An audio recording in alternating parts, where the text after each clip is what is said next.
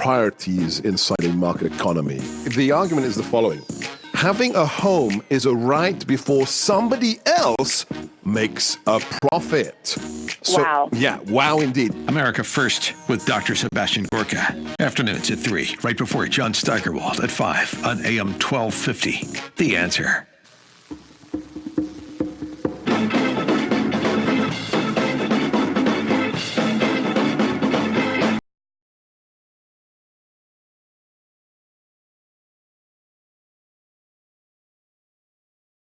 Could we set aside 20 minutes in a day, any time in the next few days, when no one will talk about their sexuality? I don't think that's a lot to ask. 20 minutes, where nobody talks about which gender they'd like to be, whether they're gay or lesbian or straight or transgender or asexual, which, by the way, seems to be gaining in popularity, maybe because saying you're transgender or cisgender or queer or binary or any of those other doesn't get you the kind of attention that saying you're asexual can get you. And if you're asexual, that means you don't care about sex, you have no sexual feelings. That's nice if that's the way you feel, but if you don't care about sex, why should anybody else care that you don't? Anyway, you realize that this is an LGBT Pride Month. There was a parade to celebrate LGBTQ-ness in Pittsburgh yesterday, and by all accounts, it was well attended.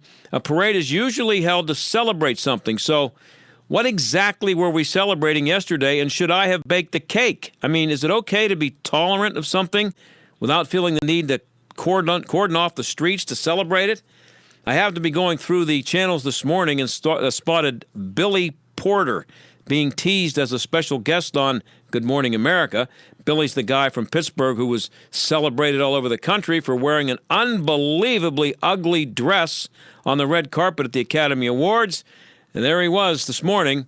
It's only the 10th of June, which means we have 3 more weeks of LGBTQ Pride, which also means I'm going to have to wait a long time for that 20-minute break. Maybe we can work on setting aside, an entire day when every American agrees not to talk about his or her sexuality. And I apologize there for only using those 2 pronouns. But seriously, how about one day when nobody mentions that they're gay or straight? No T-shirts advertising the pride you have in your sexuality. Just one day. Is that too much to ask? Anyway, when we come back, we're going to talk about something much more serious. Martin Luther King and the story by Dave Garrow that caused so much uproar. He took a lot of heat. He's going to be here to address that heat when we come back. Stick around. Here on the John Steigerwald Show on AM 1250, The Answer.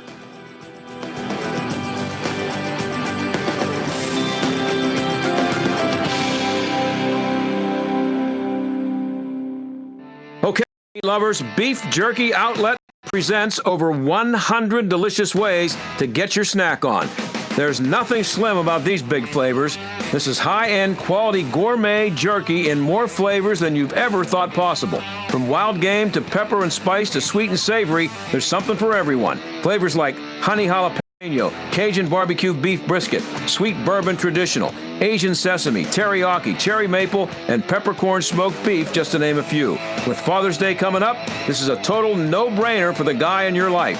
Visit beefjerkyoutlet.com for fabulous gift ideas. Plus, check out their phenomenal selection of rubs, sauces, and marinades. Beef Jerky Outlet at Tanger Outlets in Washington and their brand new location at Grove City Outlets. Beef Jerky Outlet, proud sponsor of the Jerk of the Week, heard every Friday right here on the John Steigerwald Show. Check them out, beefjerkyoutlet.com. Getting retirement? Experienced a nice Trumponomics bump in your portfolio? Well, we know the market goes up, and unfortunately, we also know it goes down. Don't risk your retirement to market whims. Learn how you can lock in those gains today by spending time with the team at Marley Financial. Todd Marley and the experts at Marley Financial can help you design a retirement plan that is bulletproof against the market's ups and downs. The team at Marley Financial uses a multitude of different techniques to make sure that you have a retirement plan that is tax-friendly, stable, and worry taxes. Did you know that Marley Financial can handle that too. With all the changes in the tax laws, be sure you're taking advantage of the best possible deduction and make sure you know what adjustments to make for your overall financial picture going forward. Call today for a no-obligation consultation to see just how for 25 years the clients at Marley Financial have never had a retirement plan fail. Call 724-884-1496 today. 724-884-1496 or visit them at marleyfg.com. This is Jay Hagerman of Abernathy and Hagerman. Upon your passing, you wouldn't want a judge to decide who raises your children or how your estate gets divided. It is important to review your estate planning documents to ensure they protect what matters most. At Abernathy and Hagerman, we will work with you to establish an estate plan that nominates a guardian for your minor children and that your assets are used for your family's benefit. Judge for yourself. For legal help that lasts a lifetime, visit a-h.law. Community Bank, City Mission, Number 1 Cochrane, Highmark Stadium, Peters Township Community Center, Angelo's Restaurant. What do all these businesses have in common? Nello Construction. Design and build with one company. Nello Construction. Full service construction from the ground up. Renovation. Expansion. Nello Construction. The business. See the projects. Begin the journey at nelloconstruction.com. You watch what you eat. You're hitting the gym. You're doing your best to live a healthy life. But did you know that a bad night's sleep and a bad mattress can have a big impact on your health? Here at the Original Mattress Factory, our hand-built mattresses made of the highest quality materials provide the comfort and support needed to provide healthy sleep for years to come.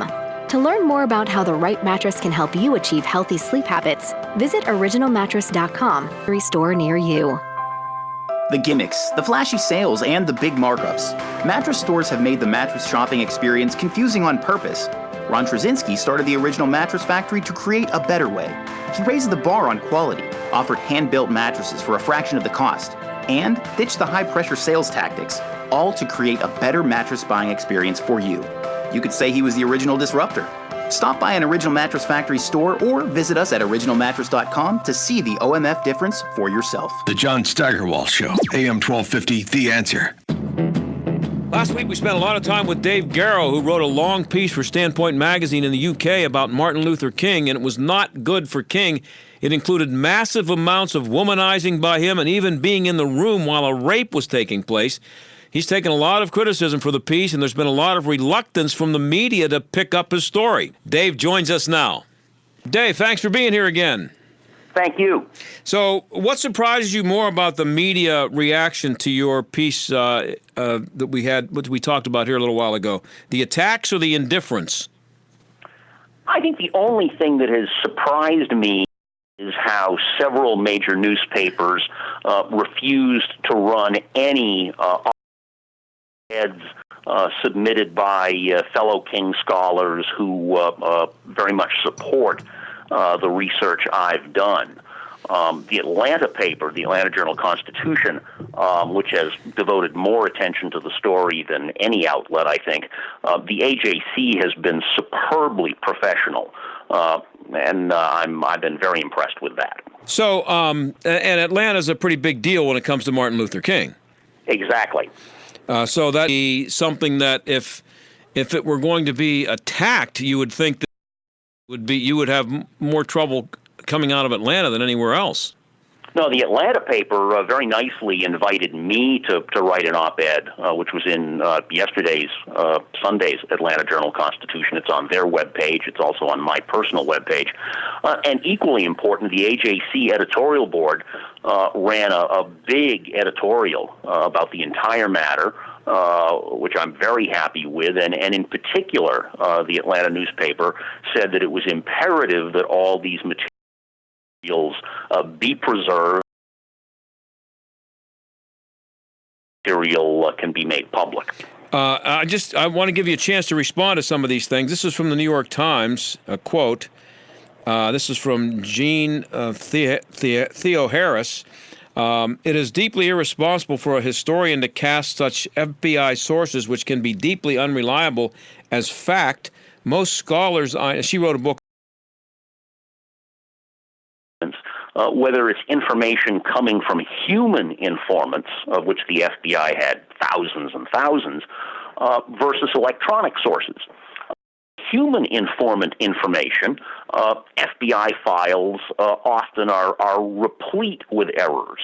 But in stark contrast, when it's wiretaps or microphone surveillance information, King scholars have seen for 35 or 40 years, because of the wiretaps on all of King's political advisors, that the conversations memorialized thanks to those wiretaps are 100% true to life.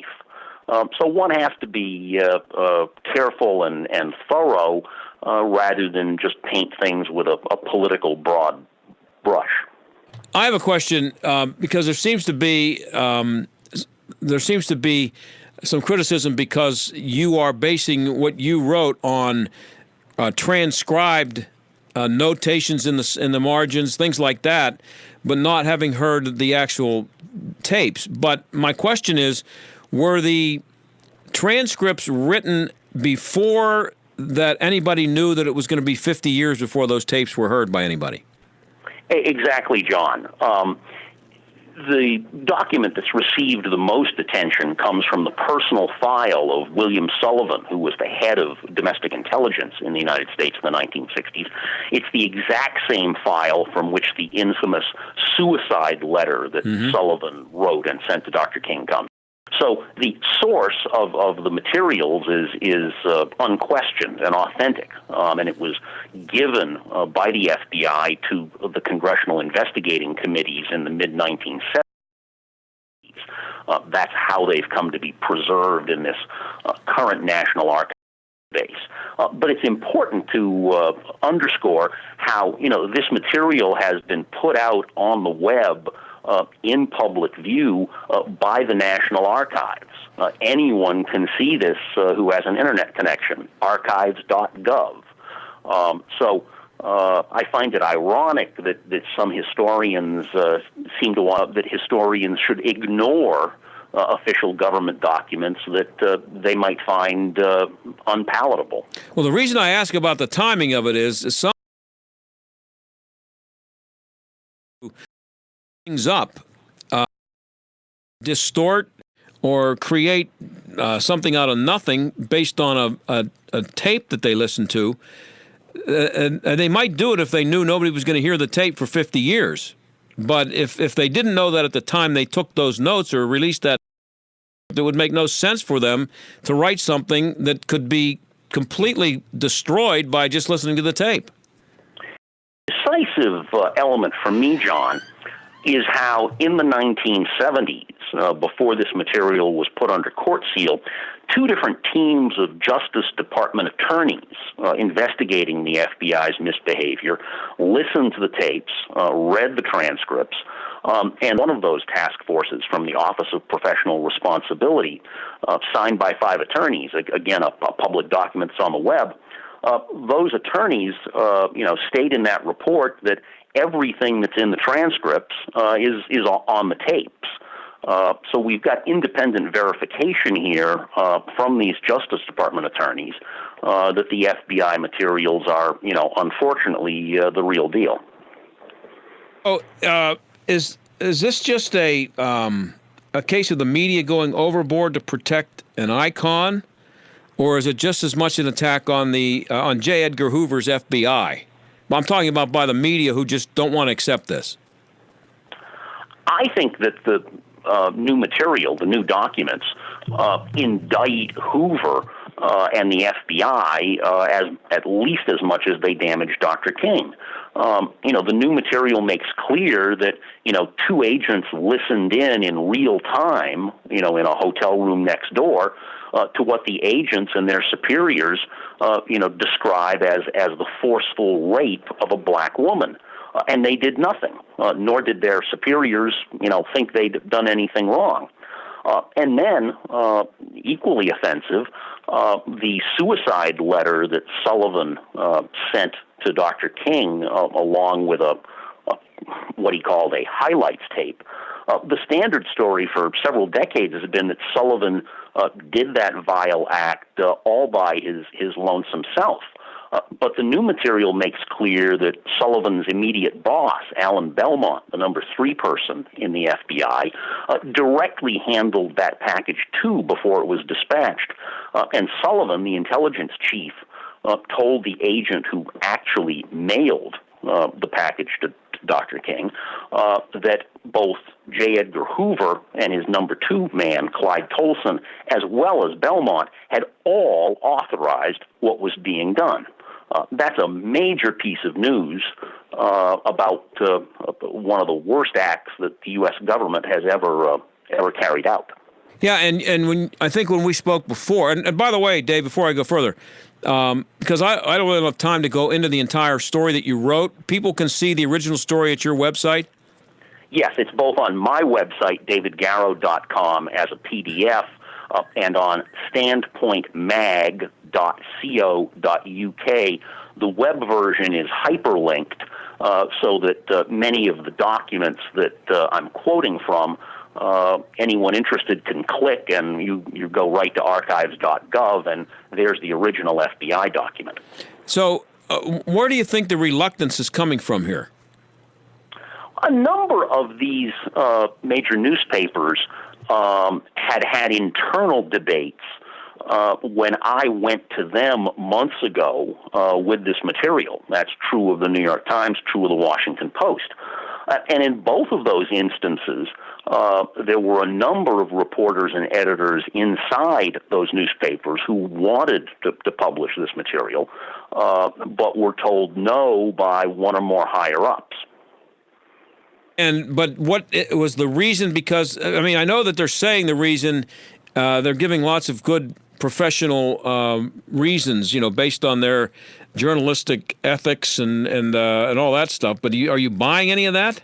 Or do you think it's just they don't like the material that's there and they don't like the idea of the fallout from it once they put it in their newspaper?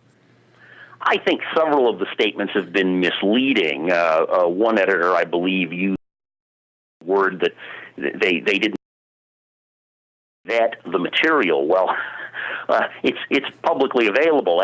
Anyone with a internet connection can look at the material. So this is not something that one needs to find in some dark government basement someplace for in-person examination. Just a quick question off the top of my head here. If you substituted the name, I should say, Don King, do you think there would be a little bit less reluctance? Or Richard Nixon, right? Or any of several conservative Supreme Court justices you and I both might think about. I think this is, both political, with people not wanting to see a progressive symbol tarnished. But to me, this is first and foremost a story about gender, about how powerful men, both in the 1960s like in recent years, used and abused women. John F. Kennedy, as president, coerced an intern into performing a sex act on someone while he, the president, watched in the White House. So unfortunately, the FBI allegations about Dr. King here are not unique in American history. Lots of people in academia and the media are enthusiastic about tearing down people like Thomas Jefferson, Andrew Jackson, most recently. Do those people have an incentive to destroy your sources so that they won't be called on to not be hypocritical and do the same to Martin Luther King? The Atlanta paper, has publicly called for the material to be preserved and released. I myself have not received a single critical, hostile, negative email, either at the email that I've used for close to 15 years or at my publicly listed one. Indeed, from among King scholars whom I know and FBI historians, the support I've received is can pretend that public documents don't really exist just because their content is unattractive.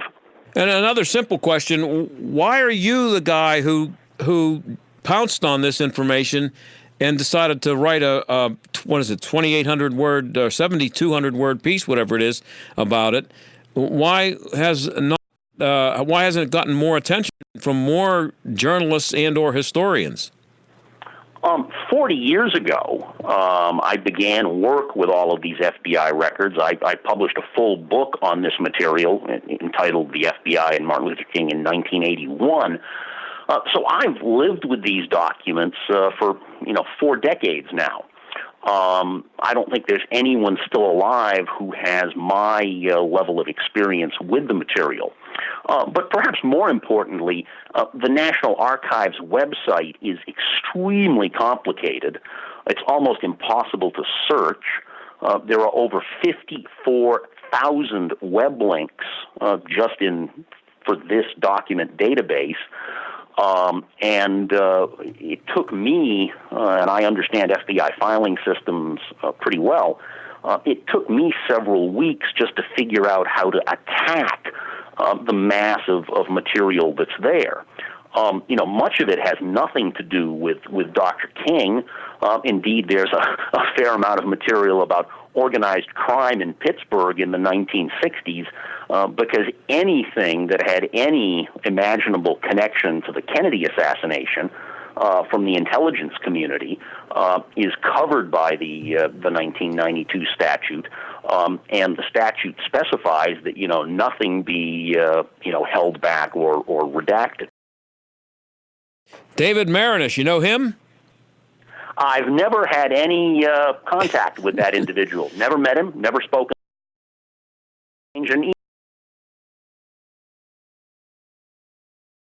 No, I have, I think, maybe 2 paragraphs about his book in my big biography of Barack Obama, Rising Star.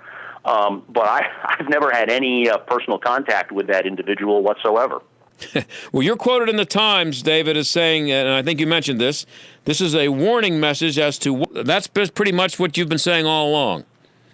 I think that the big question going forward is how Dr. King's life is reevaluated come 2027, when all of this material is publicly released.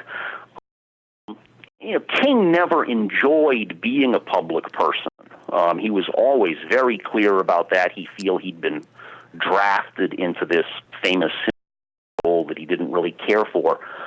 And even in my big King book, Bearing the Cross, back in the 1980s, I spent a lot of time there on how burdened King was privately by his public role.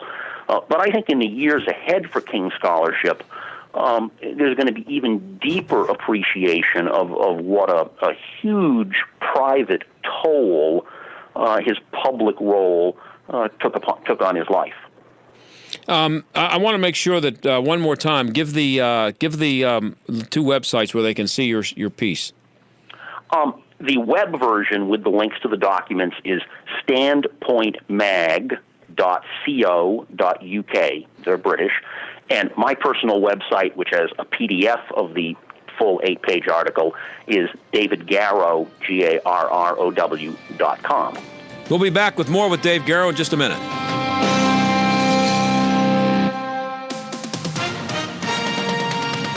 With SRN News, I'm Keith Peters in Washington. A helicopter crash landed on the roof of a rain-shrouded Midtown Manhattan skyscraper Monday, killing the pilot.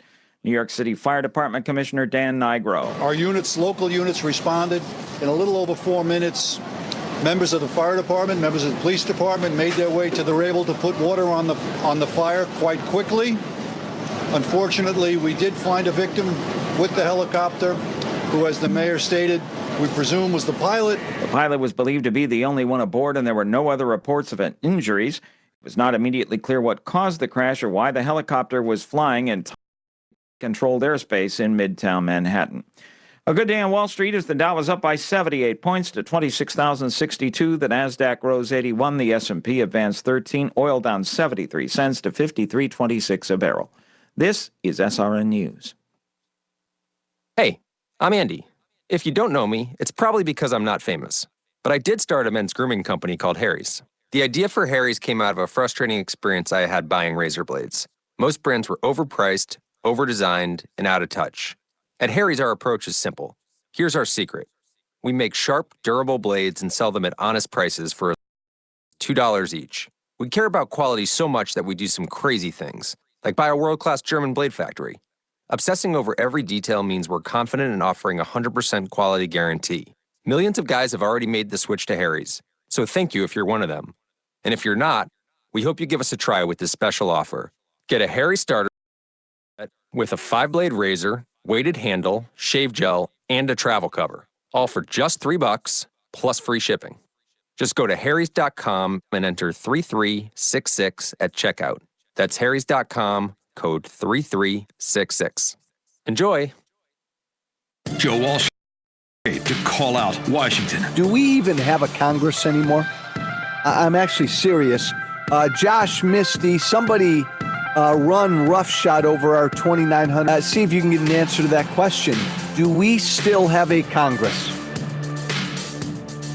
Because I don't know anymore. The Joe Walsh radio program. Weeknights at 9, right after Larry Elder at 7 on AM 1250. The Answer. Hunt & Associates is your resource for examining the important financial aspects for your retirement plan. Listen to our podcast radio show, Hunt for Retirement, by visiting gwhunt.com. On this week's edition of Hunt for Retirement, we discuss securing lifetime income. Text HUNT to 555-888 or visit gwhunt.com to listen to the podcast now or call 844-366-HUNT for a free copy of the book, Income Allocation, and a free retirement income report. Are you tired of your old and drafty windows and doors? Pella offers 3 lines of vinyl, a fiberglass product, and various lines of wood. So we have gorgeous new windows and doors to fit your needs and any budget. You deserve Pella quality. And for a limited time, get $150 off windows and $500 off doors, or 48 months no interest. Yeah, we can do that. Call 888-77-PELLA, PellaPittsburgh.com. Hey, it's John Steigerwald. So the people at MyPillow said, hey, John, can you try out a MyPillow and let us know what you think? I was skeptical. I mean, it's a pillow. But what did I have to lose, right? I'll tell you what I lost. Interrupted sleep. No more folding the pillow in half. No more flat, lifeless pillows. So I'm letting you know you need MyPillow. Well, not my actual pillow, but you know what I mean. Your own MyPillow. It stays cool all night long. No more waking up at 3 a.m. to flip to the cool side of the pillow. It keeps its shape. No more reshaping your pillow in the middle of the night. It comes with a 60-day money-back guarantee. Try it. Don't like it? Return it. MyPillow comes with a 10-year warranty. Do you have a pillow that comes with a 10-year warranty? You can toss a MyPillow pillow in your washer and dryer and it's like new again. Try doing that with your pillow and see what happens. Get a 2-pack of MyPillow's premiums for $69.98. That's only $4.99 per pillow, which is the lowest price ever offered on radio or TV. This offer is only available at MyPillow.com or call 800-716-8087. Use promo code STAG. Stuck in traffic? We've got the answer. On the Parkway North this afternoon, going to see a backup outbound Mount Nebo Road overpass up to 79, and it's heavy on northbound 79 from Mount Nebo Road up to 910. Now, as we head over to the Parkway West, it's heavy inbound the Fort Pitt Tunnel and the Parkway East, seeing delays outbound Boulevard of the Allies to Edgewood Swissvale. That's a look at traffic. I'm Jenny Robinson. AM 1250, The Answer. Weather. Tonight we start out with some lingering showers and thunderstorms. It'll be cooler late tonight with the low near 50. Then tomorrow looks to be a pretty day with a good deal of sunshine on the cool side for June with the high 72. It'll be clear for tomorrow night with the low 53. And then looking nice again for Wednesday. Touch warmer with sunshine Wednesday. The high will be 76. With your AccuWeather forecast, I'm meteorologist Frank Strait. This is the John Steigerwald Show on AM 1250 and FM 92.5. The Answer. Back now with David Garrow. And we should point out that you are not a right-wing flamethrower. I pointed that out the last time you were on, but I think it would be worth something to say that again to make sure that people are clear where you're coming from politically yourself. For my 80s and 90s, I was a member of Democratic Socialists of America. In 2016, I donated to Bernie Sanders' campaign. And this year, I've donated to both Senator Kirsten Gillibrand of New York and former Congressman John Delaney among the Democratic contenders. So you're not a conservative, and and another thing to be clear, I think I'm right about this, is that this started as a you were kind of looking into what the FBI more than Martin Luther King when you started this. With these new materials, my hope was to find new interview details from several of the FBI's most famous black informants.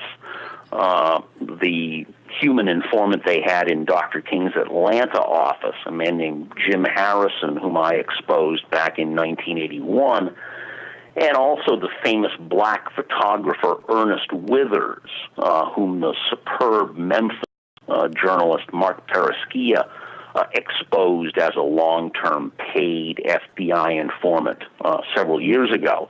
I was hoping that what Withers and Harrison said to the congressional investigating committees when they were called in secret would be visible in this database.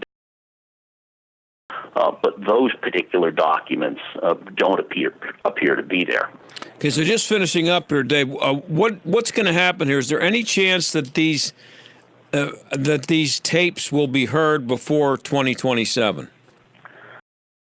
Among the many nice emails I've received the past 10, 12 days was one yesterday from a very prominent law professor, extremely well-known man, who has, in his spare time, so to speak, intervened in a number of court cases where courts have sealed material that could be in the public domain.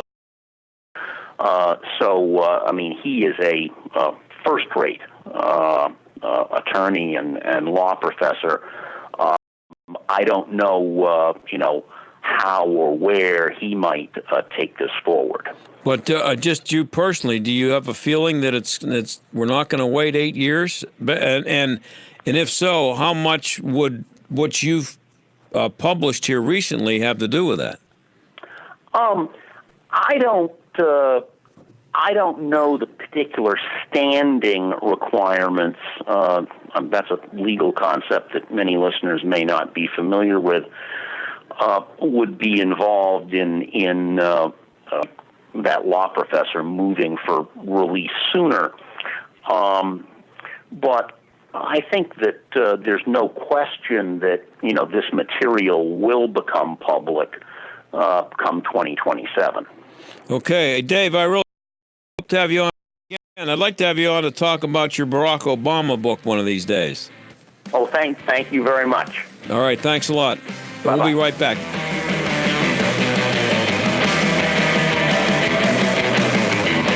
Community Bank, City Mission, Number 1 Cochrane, Highmark Stadium, Peters Township Community Center, Angelo's Restaurant. What do all these businesses have in common? Nello Construction. Design and build with one company. Nello Construction. Full service construction from the ground up. Renovation. Expansion.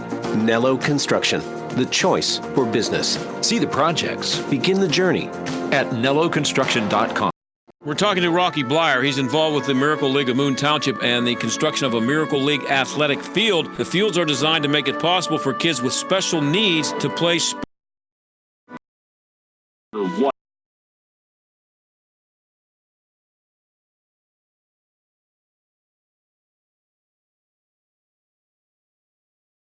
that will be built. Now we got 4 places to be able to travel, so it broadens the whole interest of sports. It's just terrific for a community to do that. There's a buddy system I thought was pretty impressive. What's that all about? Kids with special needs have a buddy, a child who's in school. It's like having an older brother or sister involved with you. So it's really good, and that everybody has human dignity of being able to participate. MiraclesInMoon.org. Check it out, and let's help make this dream a reality. Hey, Rocky, thanks, and we'll be talking to you again about this project. Appreciate you coming on to talk about it. Thank you for having me. All right, man. Take it easy. Thanks. Rocky Blyer, and we'll be right back. Share, like, comment, tweet.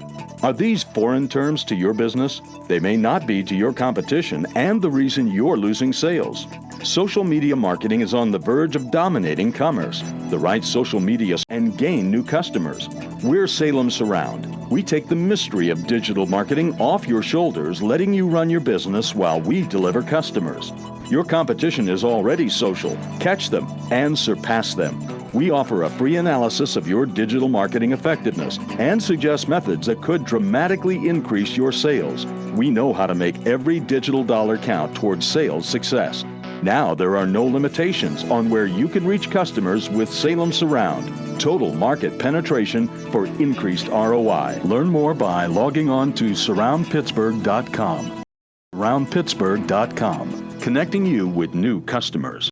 This is Chris Abernethy of Abernethy and Hagerman. You don't want the government deciding what happens to your estate or how much they will take. At Abernethy and Hagerman, estate administration is the heart and soul of our practice. We have the experience to help not only plan, but administer your estate properly, to protect your assets, minimize taxes, and ensure that your inheritance gets to the ones you love. Decide for yourself. Abernethy and Hagerman, legal help that lasts a lifetime. Visit a-h.law. Are you overwhelmed, unable to think clearly or sleep well at night? Or just trudging through each day, but not really enjoying your life? I'm a counselor with Faithful Counseling, and that feeling of distress can sometimes be because you're wrestling with a problem that seems too big or too impossible to overcome. Other times, people are consumed by a past hurt. I'm part of a network of Christian counselors, fellow believers, trusted therapists who share your faith. We want to give you a free week so you can try us out. You can begin a conversation with one of us by text or phone, even video conferencing today. Are you ready to shake this off and begin enjoying your life? If it's not for you, cancel during your first week and you'll not pay a dime. Go to tryfaithfulcounseling.com. It's time to talk to someone who can help. Go now to tryfaithfulcounseling.com. It's so easy to get started and your first week is free. Go now to tryfaithfulcounseling.com. Warning, listen.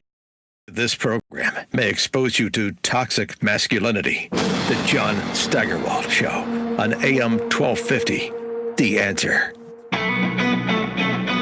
U.S. Open is this week, and they're going to be playing at Pebble Beach, which is a public golf course. In the not-too-distant future, they may be playing a lot more PGA events on public courses.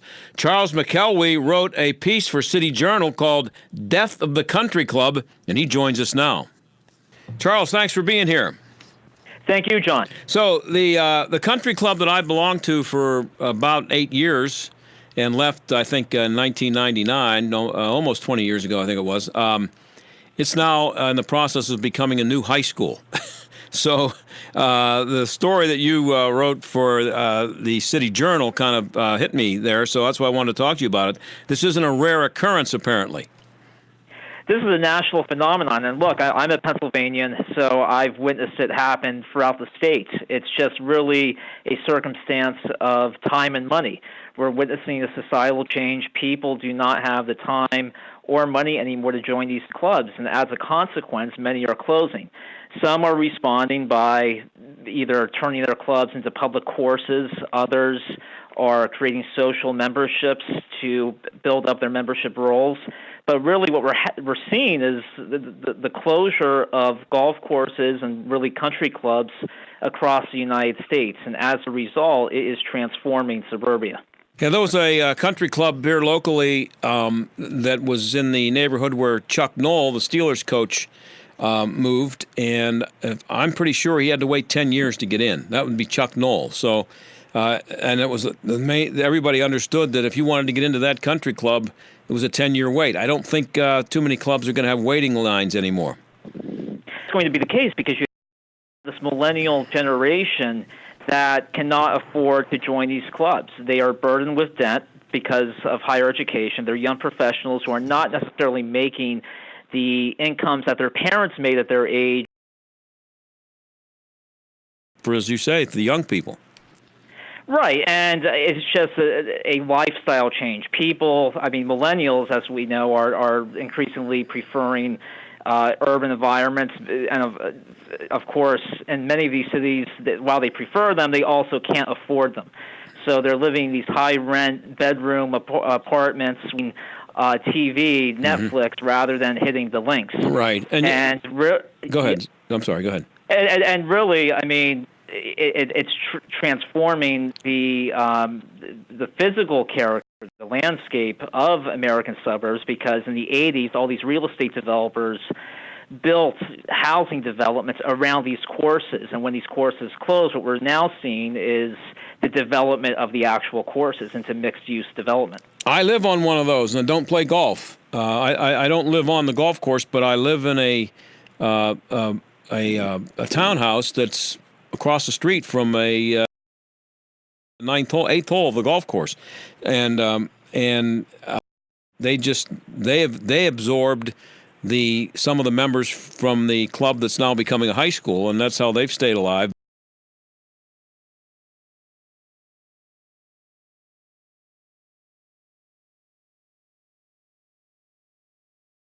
During the Reagan years, the 90s, then there appeared to be some concern by, I'd say, Clinton's first term that they didn't hold the cultural influence that they once had. And then really there was this resurgence with Tiger Woods' ascendance. So all these courses opened up before the recession across all these developments. And, of course, with the recession, courses again closed. Off as a business for entertainment, it was the amount you could write off was reduced by a major amount, and that changed a lot because people weren't used for entertainment. You know, as you know, salesmen weren't using it the way they used to because they couldn't write it off the way they used to. You know anything about that? I don't know as much about that. I just know that they're not the age-old practice of entertaining clients on a golf course, that doesn't appear to be the case anymore. So many people in professional tracks, they don't have the time to spend a Thursday or Friday morning or afternoon entertaining on the course because their office is now in their pocket. So if they are golfing, they're looking at their phone. The iPhone is the distraction, and it impedes them from hitting the course or having any desire to even play golf. Well, that's a good point because you didn't have that distraction 20 years ago. If you took a foursome out, you talked to the people, and there was no checking your phone to see how things were going back at work. That was the reason you were there, was to avoid that, and that's completely changed. Golf takes 4 hours to play. It requires you to use more than your thumbs. That's not going to attract millennials. And so who's going to replace the old guys who die off to play golf? I mean, forget the country club for a minute. You're right, because these country clubs, they're now, it's becoming the refuge for retirees. And the whole point of golf, as you said, 4 hours, it was 4 hours to forget about life, to forget about work, to enjoy yourself. And people, it doesn't seem that people have that desire anymore for that form of escape. So what will likely happen is these multi-housing, this mixed-use development will continue, and we're seeing these townhouses going up that are almost like imitations of Georgetown row homes or craftsman-style McMansions. And really, I think it will be millennials who will be inhabiting these rental properties because they will get outpriced by the city. They will grow tired of that lifestyle, so they will escape to their parents, but instead of golfing, they will be living on properties as renters on their parents' former links. And they'll be sitting in the basement playing video games. Maybe they play golf on a big screen, like a right. As the history of the country club, how much of the attraction was exclusivity and status, and how much of it was actually golf in the first place? I think it was more exclusivity and status to start with. I mean, in 1895 alone, 100 courses opened, and it was just a place to enjoy social prestige. But I think golf became the main reason by the 50s or 60s, and really literature, but popular literature, reflected that cultural change. And I discussed that in the piece about, for example, John O'Hara, a Pennsylvania novelist, wrote about the central place that the Schuylkill Country Club of Schuylkill County played in Pottsville in northeastern Pennsylvania. So it was a transition. So initially the country club was a refuge for the suburban aristocracy, but then it became more mainstream, and different groups entered the upper middle, a place for recreation. Yeah, I belonged to a country club, as I said, and I hated everybody calling me Mister. I just wanted to play golf, you know. I don't the whole status part of it, and the snobbery. The guys I played golf with were okay, but people who ran the golf clubs thought that they had to bow down to the members too much, and that always bothered me. So I think that was a remnant of the old days, you know, club that meant you were somebody special. Right, and that feeling one goes with the country club dining room and just uncomfortable, like everybody's looking at him. Why are you here? But no, I mean, it's. But look, I do think this is an unfortunate trend long term because, I mean, as we all know, the golf courses aren't just great places to play recreationally, but they're also beautiful and such a fixture of suburbia. So it is unfortunate that so many are casualties of changes in our cultural preferences, and as a result, more development is arising as a result. Well, the last thing here, I guess it's the future of golf after writing your piece. How do you feel about it? Not maybe 10 years, but 50 years. I think 50 years, it's like the NFL or baseball or anything else. It's a giant mystery. Everything's happening at such a quick, frenetic pace, and it appears that it's easier to predict in 5 to 10 year increments than 50 years. Charles, I really appreciate you being on with me, and it was an interesting piece in the City Journal on country clubs. Thanks. I used to be in a country club, in Rolling Hills Country Club out in Peters Township, which is now being turned into Peters Township's new high school. They closed the place down a couple of years ago, and as I said they had, when I first joined, I think it was the first year, they apologized to everybody, said they got to gut the clubhouse, and they went through the whole thing and made it really nice, for the year that the golf season that they were working on it, they had to put just a house trailer up by the first tee so you could get something to drink and a sandwich or something, but there was no clubhouse. And I said I remember saying to the pro, I said, you know what, I vote for just leaving the trailer there. I just want to play golf, you know. I don't need the Sadie Hawkins dance, and I don't need it, you know. Just I want to play golf, and I like having a course that I can get on. It's not a public course, and to get a tee time. And anyway, I left, and now they tore it down. But meanwhile, are you a white person wanting to unpack the harmful ways that white supremacy is embedded in your body, mind, and heart? Are you looking for an embodied approach to racial and social justice? Are you craving a spiritual community where oppression and privilege can be addressed with compassion and honesty? Now, I'm sure most people who are listening to this show right now would answer yes to all those questions. I know that I am really concerned about what's embedded in my body, mind, and heart. But this is an ad from Rainier Beach Yoga. That's out in Seattle, Washington, which is a very dangerous place. You don't want to go there. There's some strange things happening out there, but a woman who runs a yoga gym or whatever you do with wherever you go for yoga, she came up with this, undoing whiteness through yoga. And what they do is the awareness building exploration is for white people to begin to continue the work of looking into the ways whiteness is conditioned with, as well as committing to an action we want to bring out into the world supporting racial justice. They have a discussion around the pathology of whiteness and how contemplative practices can be supportive tools to navigate fierce compassion. And what they do is this is really interesting. I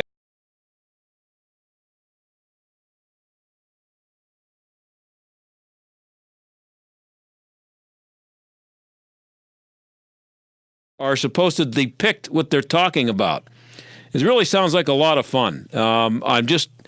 If you know of any place like this where there's, a yoga, what is it called where they do yoga? Yoga, I don't know, gym place, I don't know, wherever they do yoga. I need to undo my whiteness. Could you find somebody to help me? Yoga, it sounds to me like a great way to do it. I've never done yoga in my life, but I definitely have been walking around looking to unpack the harmful ways white supremacy is embedded in my body, mind, and heart. I apologize deep to some yoga. I'll talk to you tomorrow.